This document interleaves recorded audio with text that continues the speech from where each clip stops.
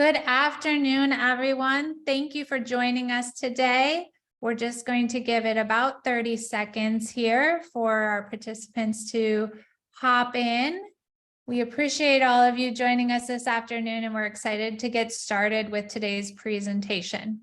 So just about 30 more seconds and we will hit go.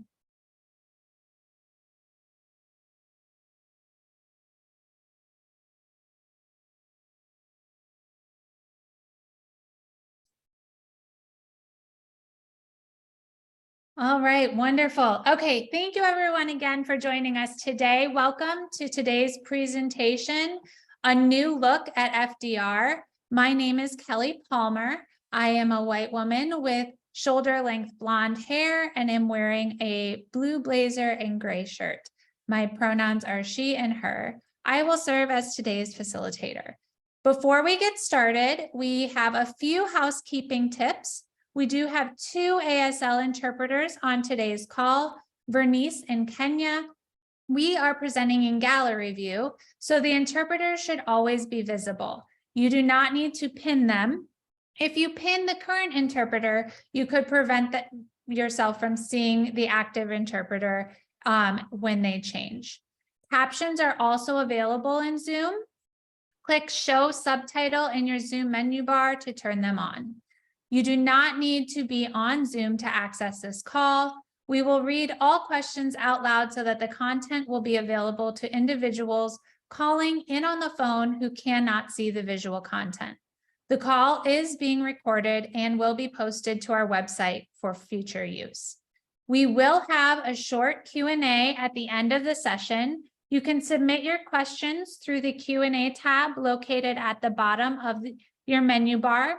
You can also email me at admin@fdrmemoriallegacy.com, and I will compile a list of those questions for us to review at the end of the session. We would also like to invite you to join our mailing list so that we can keep you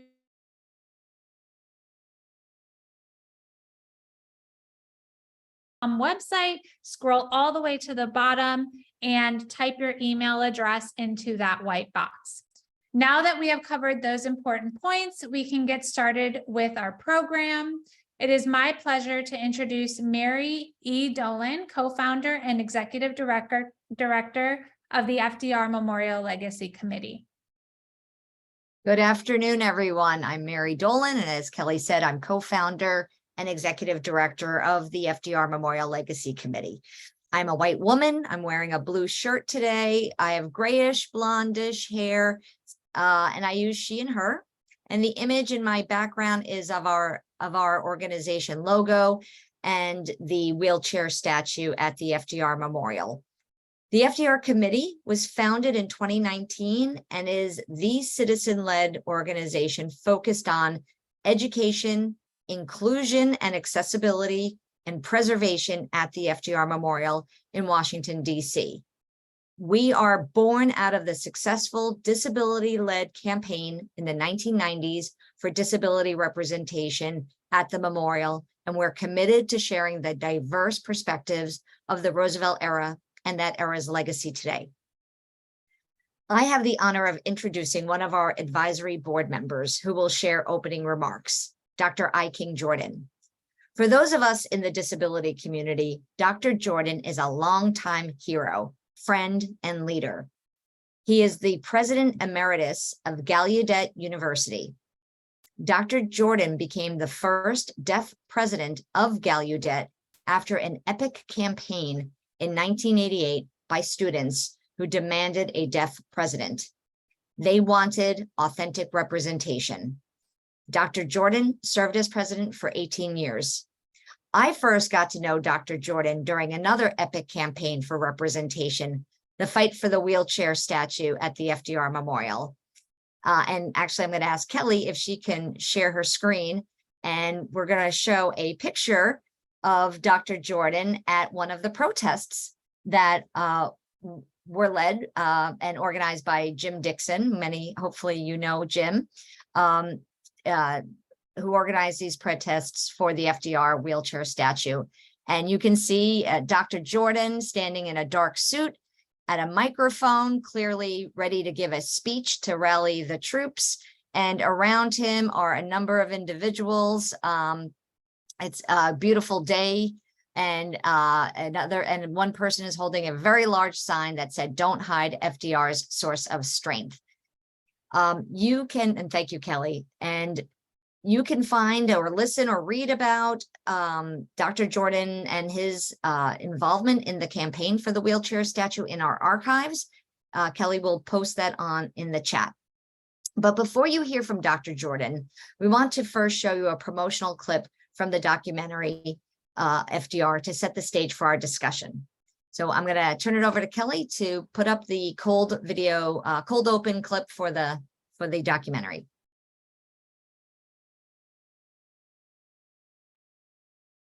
He was ambitious and active. Incredibly privileged, but he suffered. You've contracted infantile paralysis. And he's had setbacks. But through pain can come wisdom. The country's on the edge of a cliff, but we're not going to let it fall. What do you plan to do with this power? He has a vision to change the very soul of America. I pledge myself to a new deal for the American people. American democracy was literally resting on his shoulders. This was 0 hour. Get everybody in here. He knew that he needed to project real strength. He is the dealer in hope for the entire free world. An invasion of France is courting disaster. He took risks. Again and again, you see these moments of great daring. Success may not come with rushing speed, but we shall return again and again. Roosevelt led the Grand Alliance to victory over fascism. This was a tumultuous, complicated period of time. It's a mistake to think that he somehow got everything right, but there was something about that voice, there was something about that smile. That empathy, that humility, that resilience. It's all those qualities that FDR just had triumphantly built into his character.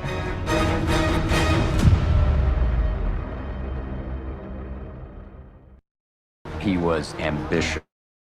So now I'd like to introduce Dr. I. King Jordan.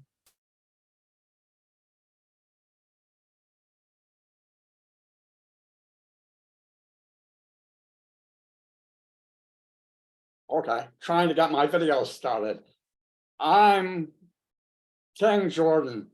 I'm white man with glasses, white hair, a blue shirt, red tie, and a brown jacket. And I'm delighted to be here today. I also am very impressed with the background on Mary's frame because that's the FDR statue there.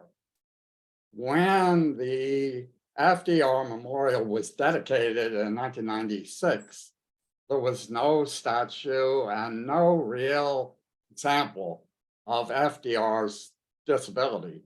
So after the dedication, President Clinton was cornered.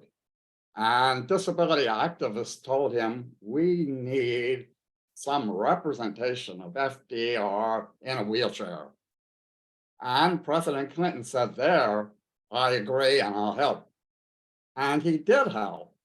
And the next January, Congress passed a resolution saying that there should be a depiction of FDR that shows his disability.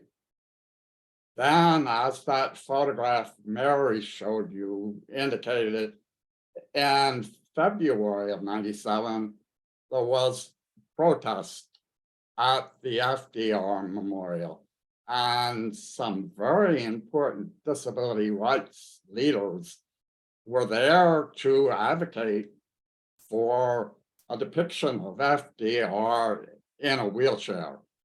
Jim Dixon was there. The other people whose names I want to mention were Mike DeLand, Justin Dart, and Evan Kemp. There were many people there, but I think it's really important to name those key disabled leaders. It's really important to show that FDR who was one of the most important presidents in the history of the United States, was disabled for the entire life of his presidency.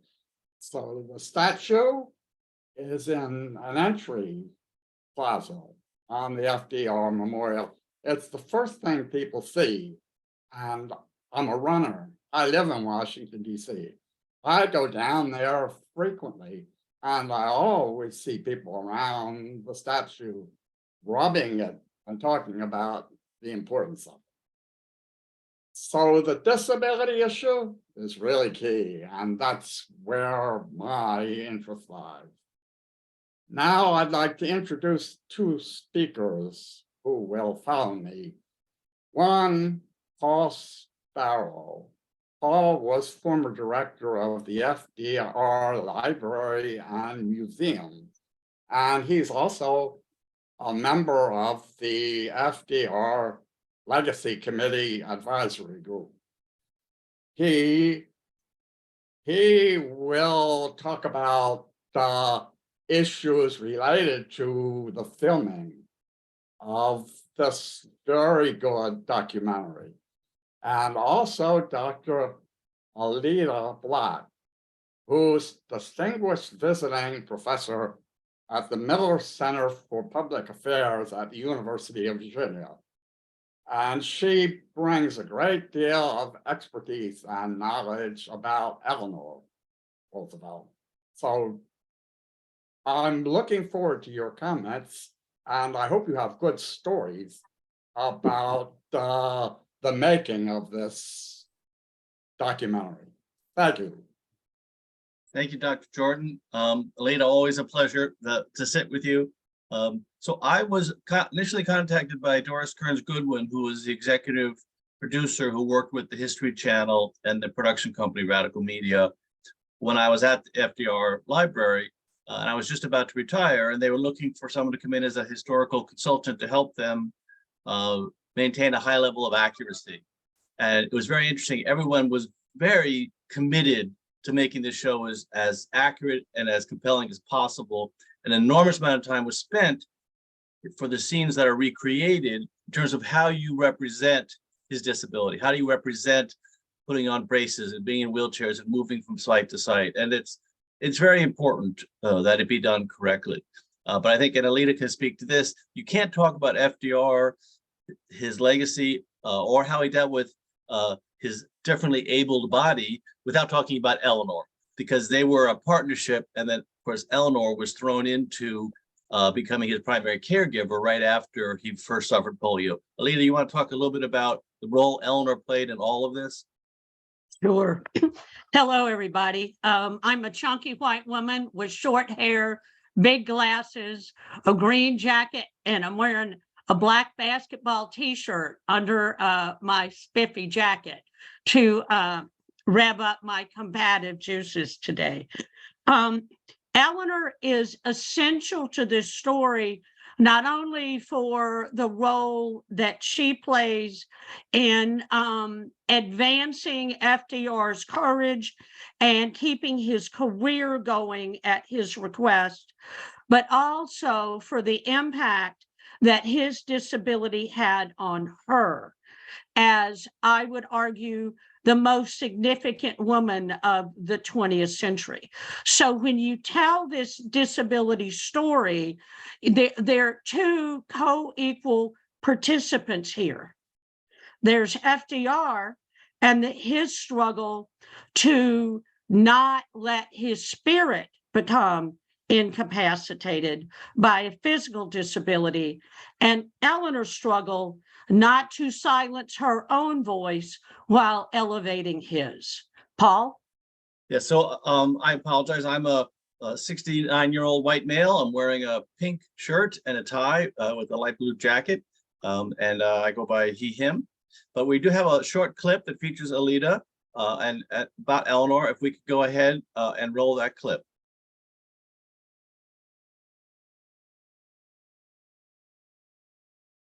During the war, Eleanor was instrumental in encouraging women to work the 24/7 shifts. Eleanor met with them, became pen pals with them, secured better working conditions for them, got them raises, and made sure there was daycare available at federal employment facilities. Before her, there had been ceremonial first ladies, but she was the first lady to speak at a national convention, the first to speak at a congressional investigation, the first to hold weekly press conferences, the first to have radio shows of her own. The price FDR paid for Eleanor's independence, however, was that she was gone almost 200 days a year. But as Eleanor emerged into the first lady she became, FDR's admiration for her only increased.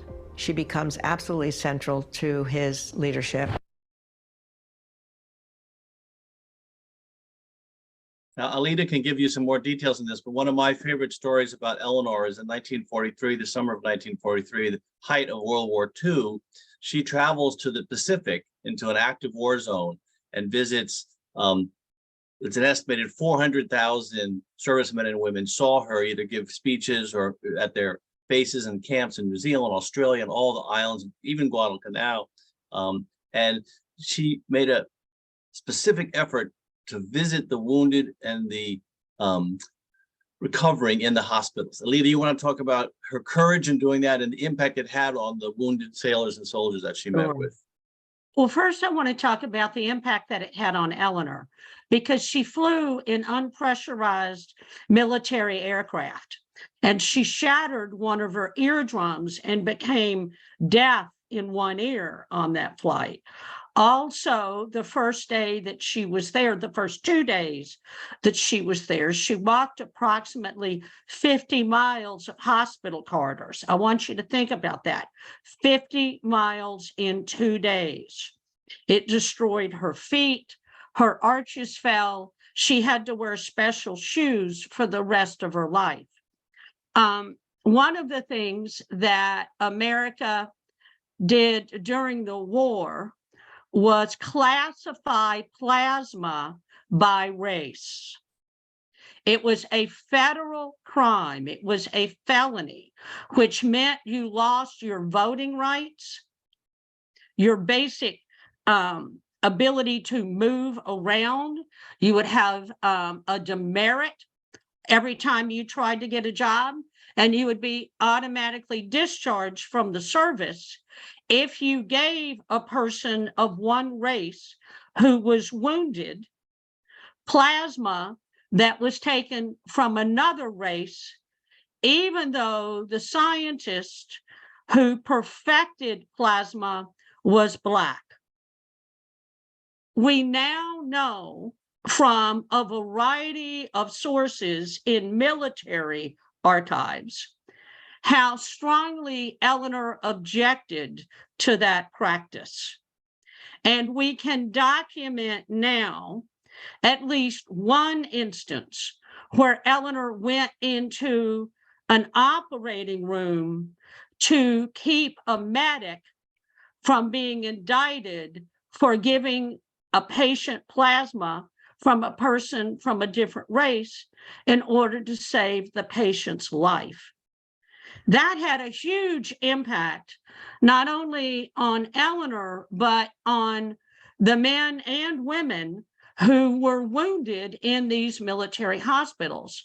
Because Eleanor traveled so much, she was able to go to people and say, you know, what's your name? Where are you from? And they would say, oh, well, I'm from Arlington, Virginia, where I live. You know, and they would say, oh, and she'd say, oh, I've been to the Caroline from there. Or I've been to W.H. Woodlawn High School, to really make them feel like she cared about them and was really concerned about them.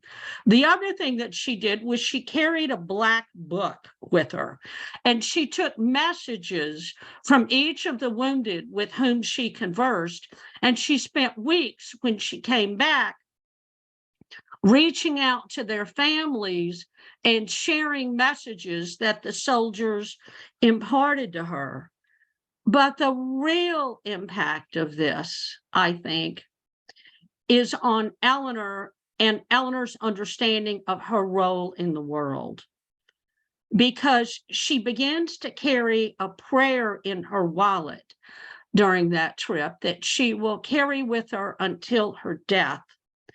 You know, folklore has it that it's the St. Francis of Assisi prayer, which she also carried.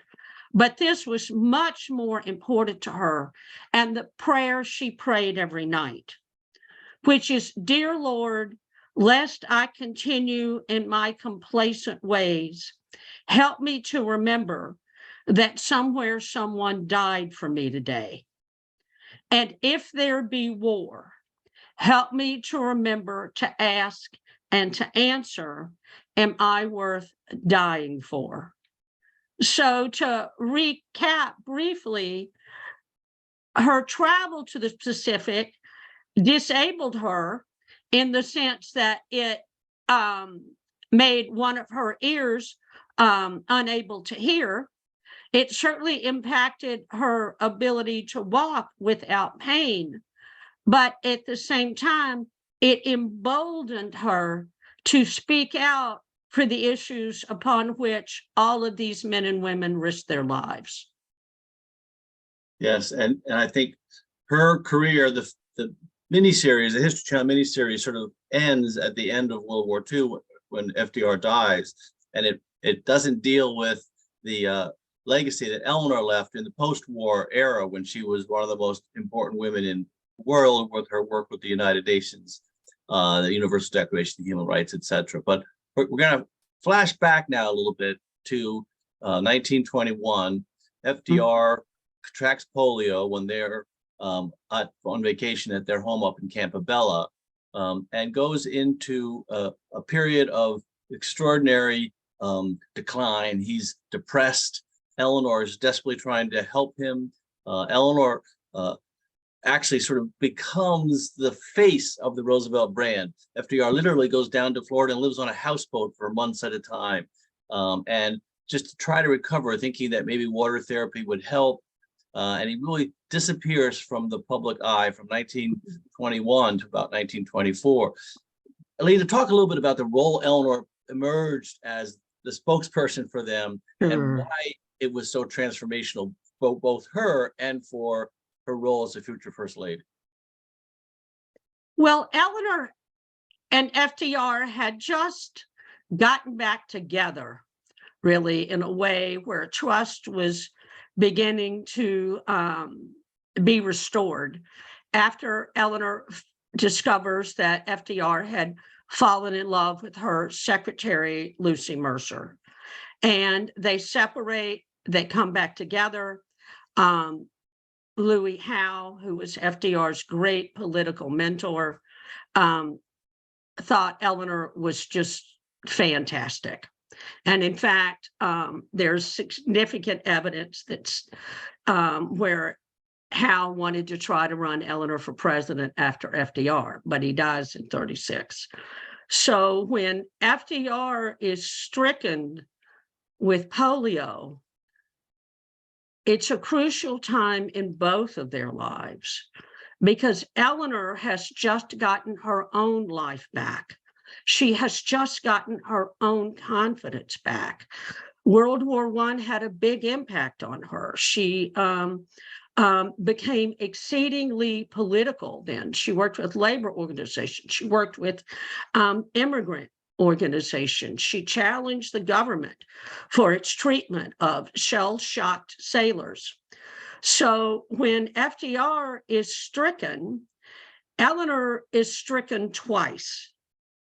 Not just out of love and fear and grit for her husband, but also, oh my God, now that I've found my voice, am I going to be confined to Hyde Park as a caretaker of an invalid rather than a partner of a dynamic man who is finally beginning to see me for who I am and giving me the room to become.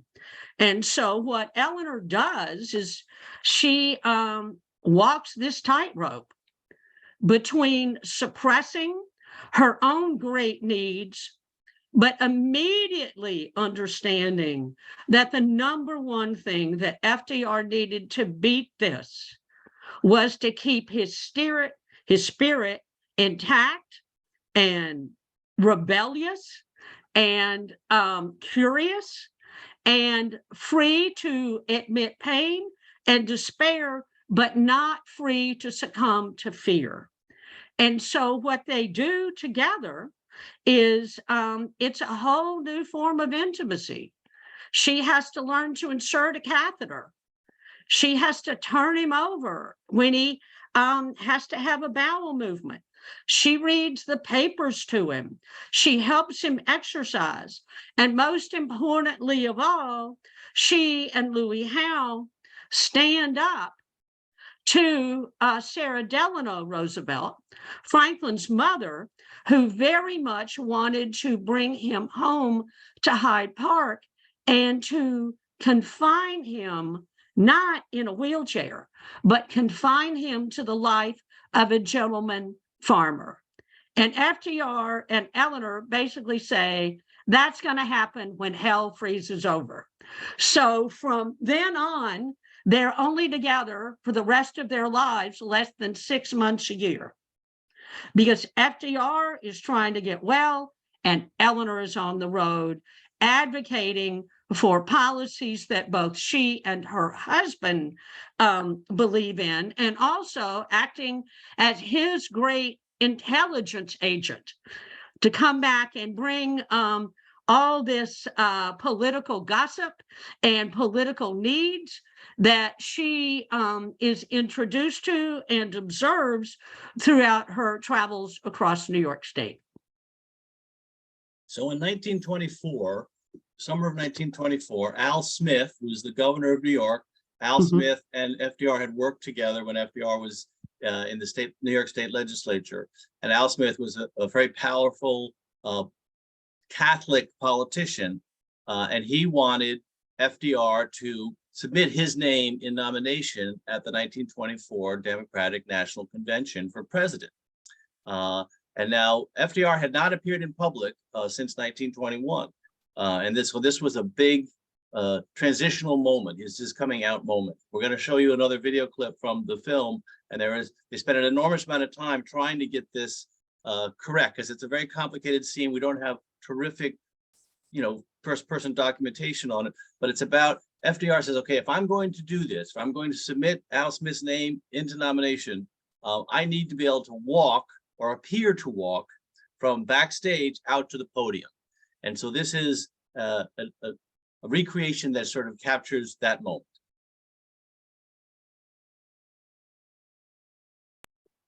FDR was giving the acceptance speech at the Democratic Convention, and he had to be helped by his son Jimmy holding onto his arm. There are all these fears that if people saw weakness in him, they might discredit everything that he could do. That any challenge to his physical strength means the country was not strong. Mr. President, Edwin, how lovely to see you.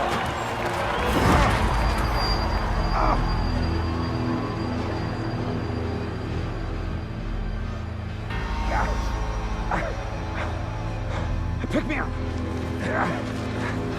Clean me up.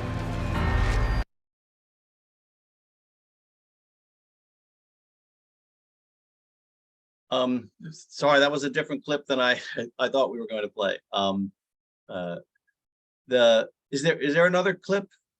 We can talk about that one. That's actually his experience before the 1936 National Convention.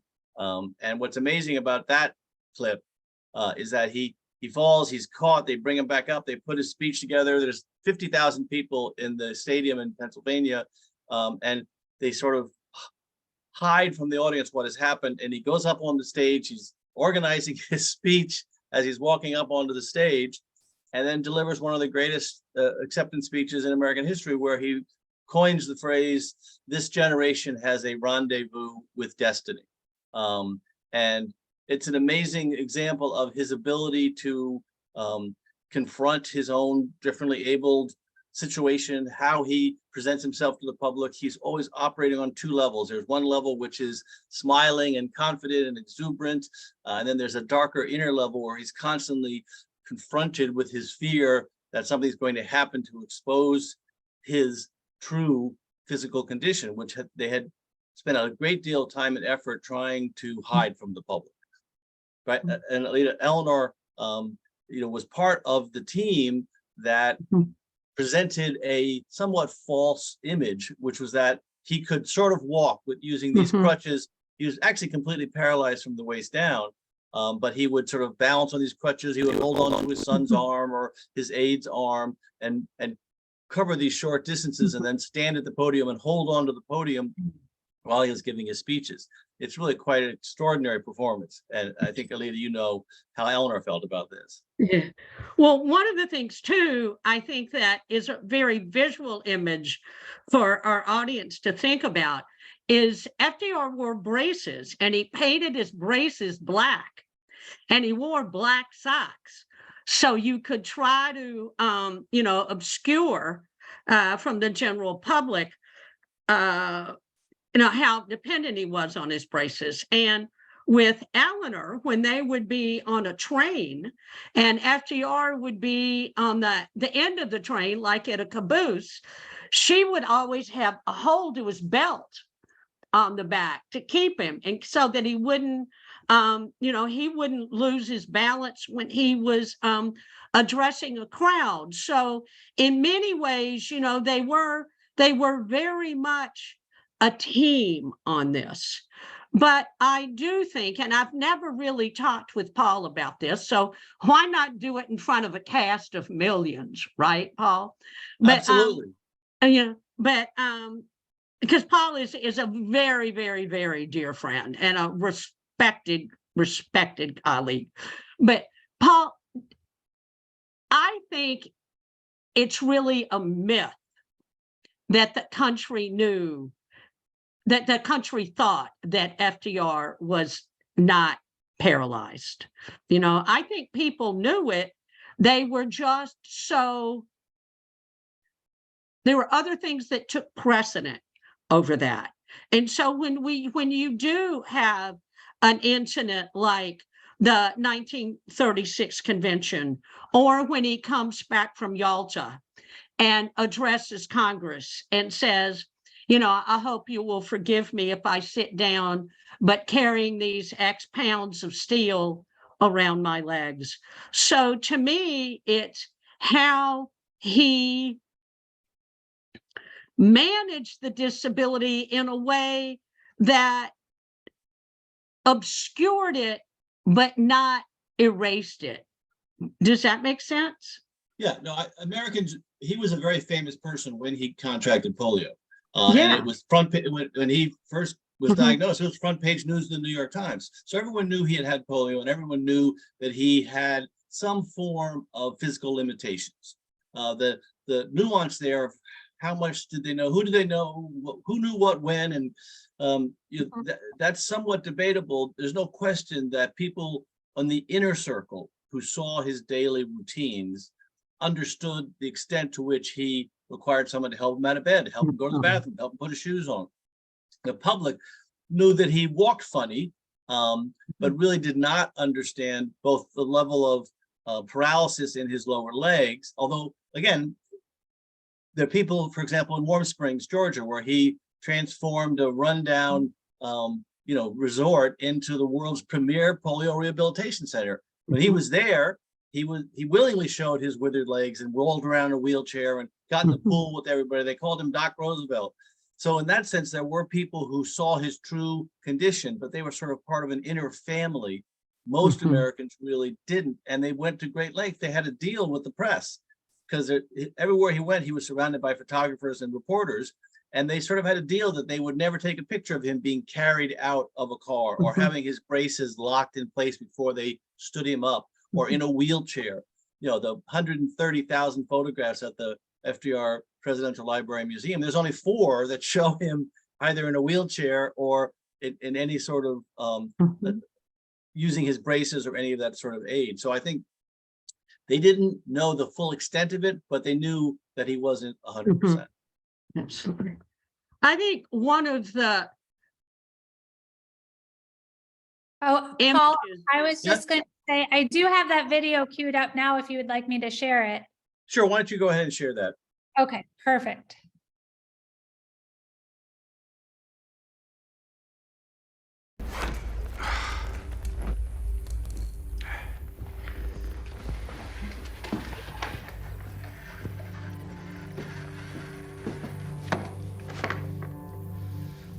That's 15 feet. It's the distance to the podium. Doesn't seem so far. Can't we just wheel paw onto the platform? I walk or I back out altogether. All right, let's give it a shot.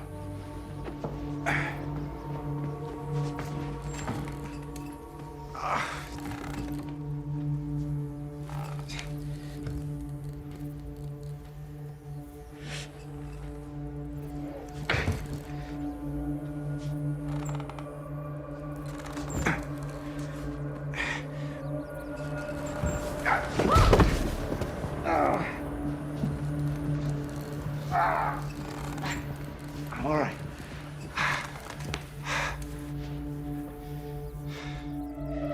Again. So that scene, that's 1924, preparing for his first public appearance, and that's in his townhouse in New York. They also did a lot of work up at the home in Hyde Park, and that's his son there he's holding on to his arm, his son James.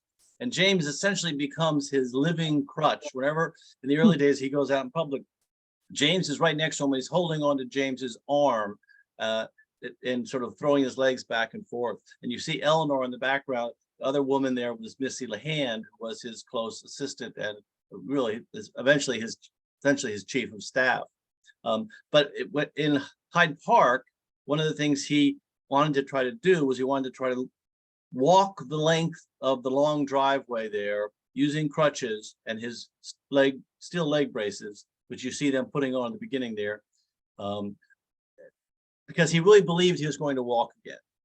And it was incredibly difficult and incredibly painful. And every day he would go out and he would work and he would try and he would do this.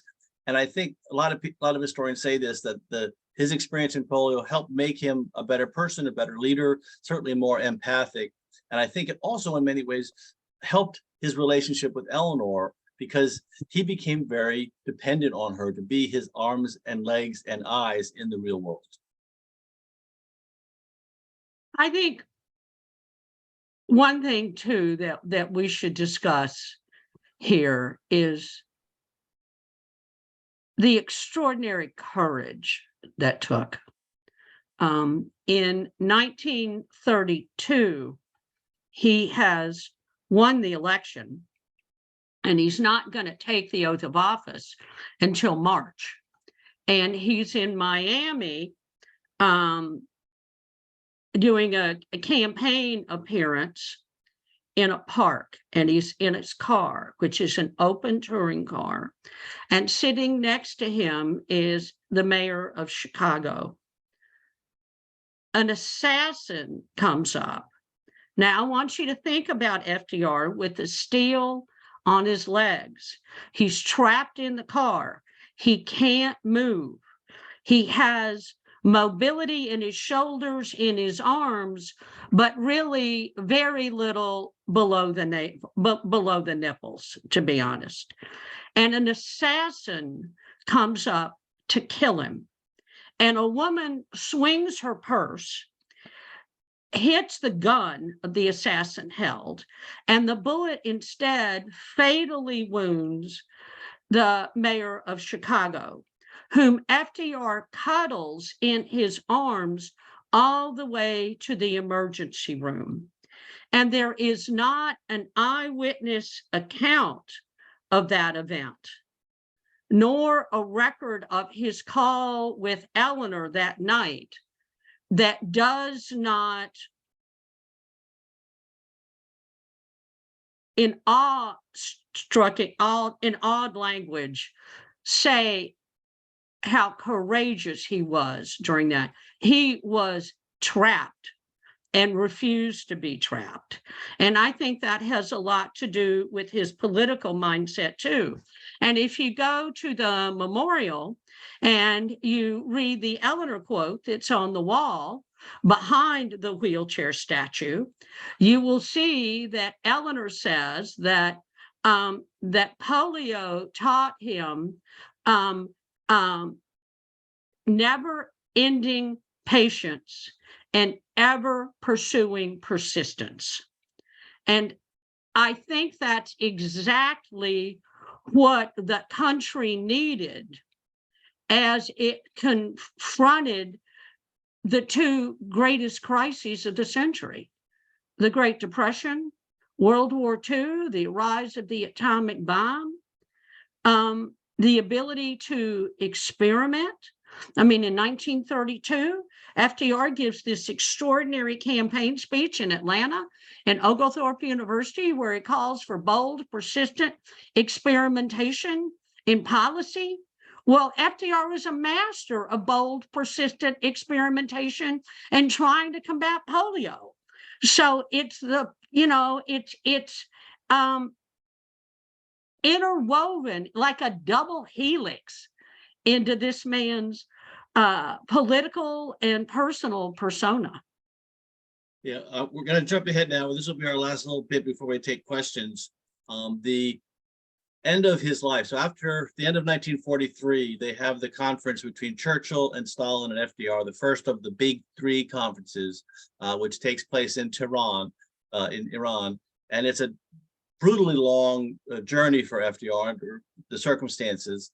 And he comes back from that with pneumonia, among other things. Now, polio has a lot of side effects besides the paralysis, and he had health problems basically his entire life. But starting in early 1944, in the lead up to D-Day, his health deteriorates fairly significantly. He's seen by doctors. They diagnose him as having congestive heart failure. His blood pressure, we have medical records showing his blood pressure of 300 over 150. And of course, there was no real medications for these conditions back then. And yet he carries on. Big controversy. Is he going to run for a fourth term in 1944? Many people around him knew that if he did, he probably wouldn't survive it. But as a man giving orders, sending young men into battle every day, he felt that he couldn't walk away, that he had to serve. Sacrifice was so important to him. So he serves, he's reelected in November 1944. There's another big three conference in Europe, this time in Yalta. It's been in the news a lot lately, in Crimea. And it's a 14,000-mile journey. And Allida, described a little bit of it, that when he comes back to address Congress, the doors of Congress open and he's wheeled in on his wheelchair down to the pit where the table is.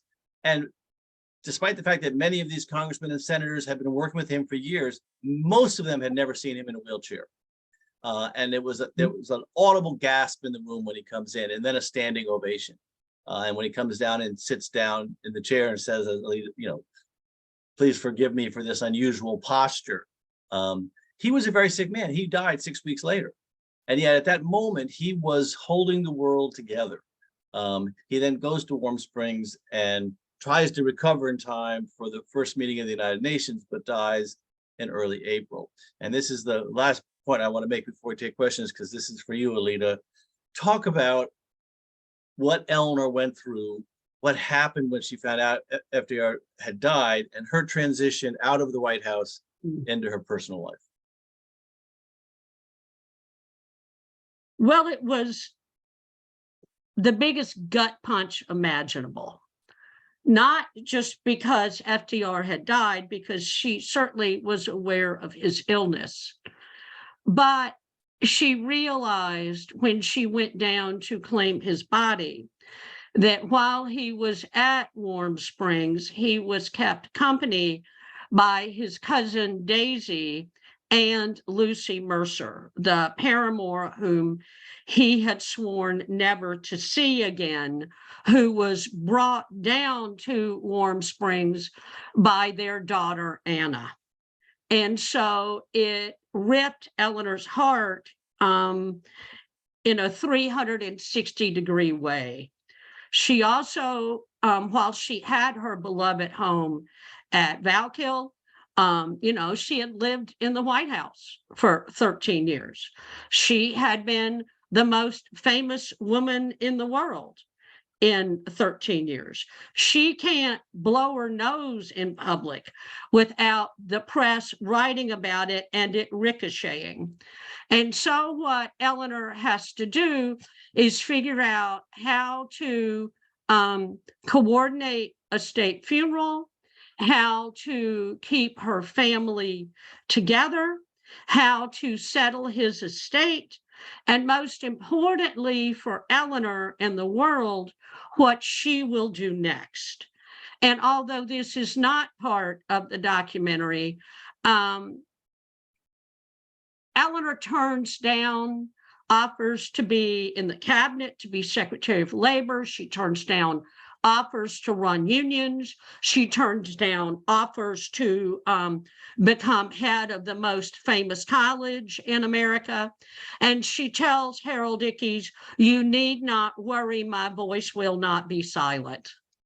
And so from then on, what the mantle that Eleanor takes on is the Roosevelt mantle, not the FDR mantle, not the ER mantle, not the TR mantle, but to take all of their beliefs and to address the issues to which she was really never able to address while she was in the White House.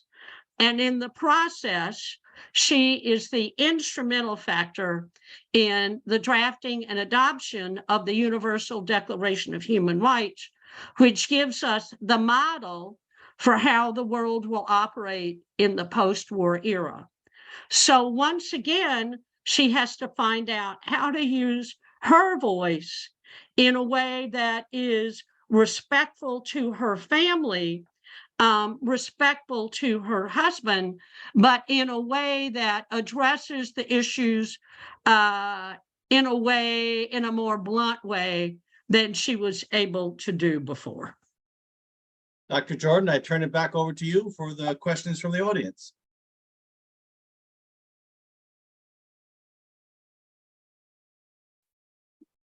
Dr. Jordan, oh, perfect. There you are. I've learned so much from the two of you. It's just amazing to me how much you know about both FDR and Eleanor.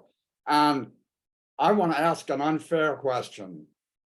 Can you both tell me what you think was the most important thing, the most important accomplishment, the most important factor of Eleanor or FDR? I mean, we all know that FDR took us out of the Depression and World War II and Social Security. But what do you, as individuals, think is the most important thing they brought to the United States? Well, I'll speak for Eleanor and Paul can speak for FDR. How about that? And I must say, this came to me very late. And it came to me after spending time in war zones, in refugee camps, in pandemic hospitals, in times of vicious civil war. Eleanor saw the worst in humanity every single day of her life. And she never, ever gave up the conviction that if you worked hard, if you kept people at the table, if you had a Velcro butt, you could make democracy work. And she refused to give up on that. When people tried to shoot at her, when people wrapped dynamite around the axles of her car, when the director of the FBI wanted to declare her colored and, quote, colored, and strip her of her citizenship and send her to Liberia, Eleanor always believed that we were on trial to show what democracy means. And as somebody who has seen character assassination up close and personal, seen child soldiers, seen rape camps, seen countries ripped apart by war and bombs and political violence. The fact that she held that in a very realistic way is the most daunting act of defiance and patriotism I can imagine. You know, they said after Eleanor died that she would rather light a candle than curse the darkness. And I think that sums her up. Well, for me, there's no question. What FDR's most lasting legacy was that he fundamentally changed the relationship between the federal government and the American people. Prior to his presidency, particularly the 12 years when the Republicans were in power, the laissez-faire was the predominant political philosophy, which is that government's job is to help big business and to help the wealthy and to help corporations. But the little person, the individual, the working class people, the elderly, the poor, that was not government's responsibility. And FDR came in first as governor of New York when the Depression hit, and then as president of the United States, with a fundamentally different view, as he called it, a New Deal for the American people, which is that the government does have a responsibility to people. The government is absolutely in a contract with the American people. If the American people are going to support the government, then the government has to support the people in their time of need. And it fundamentally changed it, as you said, Dr. Jordan, you know, Social Security, old age pensions, unemployment insurance, 40-hour work week, child labor laws, environmental protections, banking regulations, the Securities and Exchange Commission. You know, these were all things that said, okay, government has a responsibility to do that. And, you know, many people today disagree with that. And certainly there have been a faction in the political world that has done everything in their power to overturn the legacy of the New Deal, feeling that it has caused increase in taxes and other things. But I think it fundamentally shifted how the government saw the people, but more importantly, how the people saw the government, particularly when it was personified by Franklin Roosevelt. Doris Kearns Goodwin tells a famous story that during FDR's funeral, an old man was standing there crying, and one of the journalists asked him, "Did you know Franklin Roosevelt? You're obviously very personally upset here." He says, "No, I didn't know him, but he knew me." And I think millions of Americans believe that not only did he know them, but he cared about them. Just to give one example to underscore how important Paul's litany of legislation was, before FDR becomes president, the American people's major relationship with the federal government was the post office.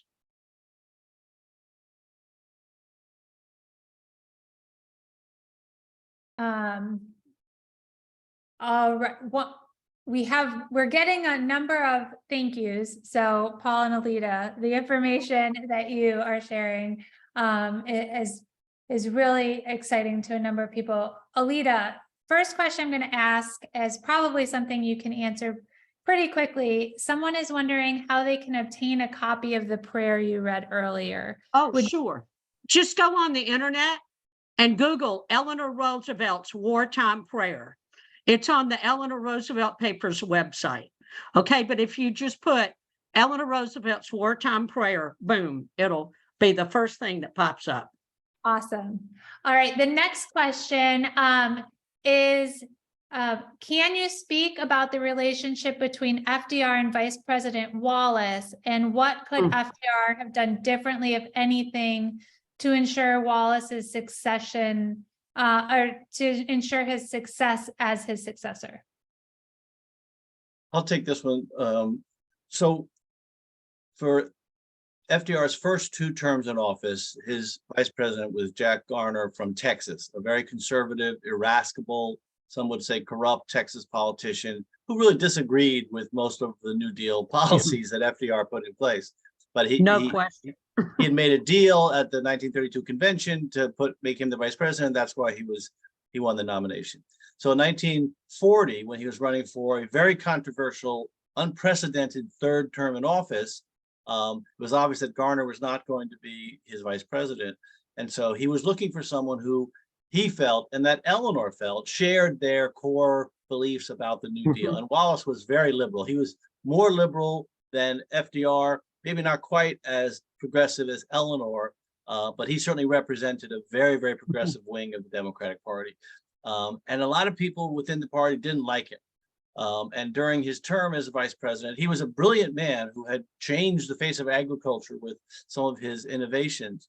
But during the course of his vice presidency, it came out that, you know, he had these mystical beliefs. He was into theosophy. He was communicating with what we would today call a new age guru. So it became fairly controversial. And so for the 1944 election, there was enormous pressure to dump Wallace and put someone who was both more malleable and more acceptable to the mainstream Democratic Party establishment, and who would be a good president, because the people in the decision-making process all knew that it was very likely whoever the vice president was in 1944 was going to be president. And I think, interestingly, as this debate was raging in Washington, FDR literally sent Wallace to Siberia and Russia to meet with, to help them with farming techniques and things. So he was out of the country. And when he came back, he was told, well, FDR wants you to drop out. And he said, if the president wants me to drop out, he's going to have to tell me to my face. And FDR hated confrontations, but he eventually. The other thing, too, I think is very interesting about this is how close the 44 election was. I mean, it was by no means a foregone conclusion that FDR would win a fourth term. And you had a liberal Republican, also from New York, also a former governor, who was really running against him. And Truman had to, be able to navigate that. But the thing that is quite interesting about this is that Truman was kept out of all of the major war decisions prior to his becoming president. The perfect example of this is he had no idea about the atomic bomb. He had no idea about the Manhattan Project. Eleanor knew, but he didn't know. And also Truman's big experience, quote unquote, was doing chairing hearings investigating wartime corruption. So you may have somebody who's malleable, but the issue is, even though he had experience as a soldier in World War I, was he in fact able to be president? And I would argue absolutely not until the end of 1947. You do not see Harry Truman give him hell Harry until he has made so many colossal mistakes. It's like me trying to dance ballet.